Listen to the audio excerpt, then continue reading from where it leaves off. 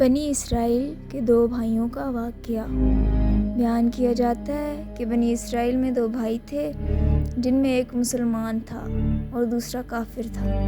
دونوں دریا کے شکاری تھے۔ کافر بت کو سجدہ کرتا تھا، مگر جب مچھلیوں کے لیے جال تیار کرتا تو اس میں ڈھیروں مچھلیاں آ جاتی کہ اس کو کھینچنا بھی اس کے لیے مشکل ہو جاتا، مگر مسلمان کے جال میں صرف ایک ہی مچھلی آتی تھی اور اسی پر صبر کے ساتھ خدا کا شکر ادا کرتا۔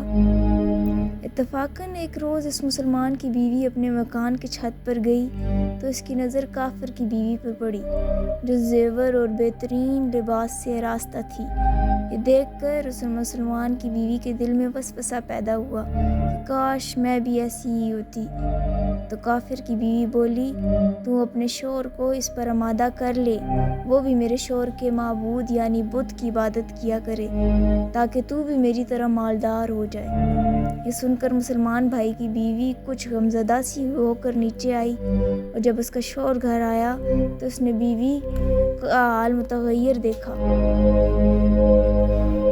اور دریافت کیا کہ آخر کیا بات ہے جس سے تو اس قدر غم زدہ معلوم ہوتی ہے۔ تو وہ کہنے لگی، بس میاں، یا تو مجھے تم طلاق دو یا اپنے بھائی کے معبود کی عبادت شروع کر دو۔ یہ سن کر اس کے شوہر نے کہا، خدا کی بندی، تو خدا سے نہیں ڈرتی؟ ایمان کی دولت ملنے کے بعد یہ کفر کی باتیں کرتی ہے۔ تو عورت بولی، بس مجھ سے اب زیادہ باتیں نہ بناؤ، میں بھی دوسری عورتوں کی طرح اچھا لباس اور اچھے زیورات پہننا چاہتی ہوں۔ جب اس مرد مومن نے دیکھا کہ یہ عورت ضد پر اتر آئی ہے اور اس کا اصرار حد سے بڑھ چکا ہے تو اس نے عورت کو تسلی دی، کہا، اچھا، گھبرانے کی ضرورت نہیں ہے، میں کل سے کاریگروں اور مزدوروں میں جا کر محنت کر کر تجھے روزانہ 2 درم دیتا رہوں گا۔ سویرے ہوتے ہی وہ مرد مزدوری کی تلاش میں نکلا، لیکن کسی نے اس سے حال تک نہ پوچھا۔ یہ دیکھ کر وہ دریا کنارے پہنچا اور شام تک اللہ کی عبادت میں مصروف رہ کر رات کو جب گھر آیا تو بیوی نے دریافت کیا، آج تم کہاں تھے؟ وہ کہنے لگا، میں بادشاہ کی خدمت میں مصروف تھا، اس نے مجھ سے 30 دن کام کرنے کی شرط کی ہے۔ عورت نے کہا کہ آخر وہ بادشاہ تم کو کیا دے گا؟ تو اس نے جواب دیا کہ میرا بادشاہ بڑا کریم ہے اور اس کے خزانے مال دولت سے بھرے ہوئے ہیں، وہ مجھے وہ دے گا جو میں چاہوں گا۔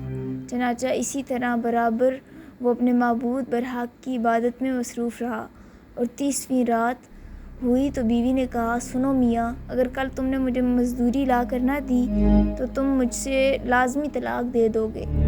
یہ سن کر اس کو اس قدر پریشانی لاحق ہوئی، اور 30ویں صبح کو اس نے ایک یہودی سے کہا، کیا تم مجھے مزدوری پر لگا لو گے؟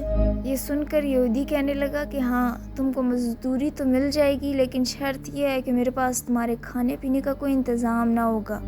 چنانچہ وہ مرد مومن روزے کی نیت کر کے یہودی کے ساتھ ہو لیا۔ اللہ تعالیٰ کے حکم سے ایک فرشتے 29 اشرفیاں ایک نورانی طباق میں لے کر اس کی بیوی کے پاس پہنچا اور کہنے لگا، میں بادشاہ کا قاصد ہوں، اس نے یہ اشرفیاں لے کر مجھ کو تیرے پاس بھیجا ہے اور فرمایا ہے کہ تیرا شوہر ہمارے پاس کام میں تھا، ہم نے اس کو نہ چھوڑا یہاں تک کہ اسی نے ہم کو چھوڑ دیا اور یہودی کے پاس چلا گیا۔ اگر وہ ہمارا کام کرتا تو ہم اس کو اس سے بھی زیادہ اجرت دیتے، بس یہ ایک اشرفی کی کمی اسی وجہ سے ہے۔ چنانچہ وہ عورت ان اشرفیوں میں سے ایک اشرفی لے کر بازار گئی۔